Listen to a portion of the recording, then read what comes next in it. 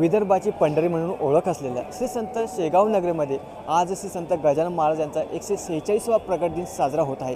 या ठिकाणी आपण पाहू शकता की लाखो भाविक ही श्री संत गजानन महाराज चरणी नतमस्तक होण्यासाठी दाखल झाले आहेत। लाखो भाविक या ठिकाणी आलेले आहेत। आपण पाहू शकता की या ठिकाणी भाविक हे दर्शन घेऊन नतमस्तक होऊन आपल्या माघारी फिरत आहेत। तर वरती देखील पाहू शकता की ही 1.5 किलोमीटरची रांग ही लागलेली आहे। भाविकांनी ही बारी लागलेली आहे।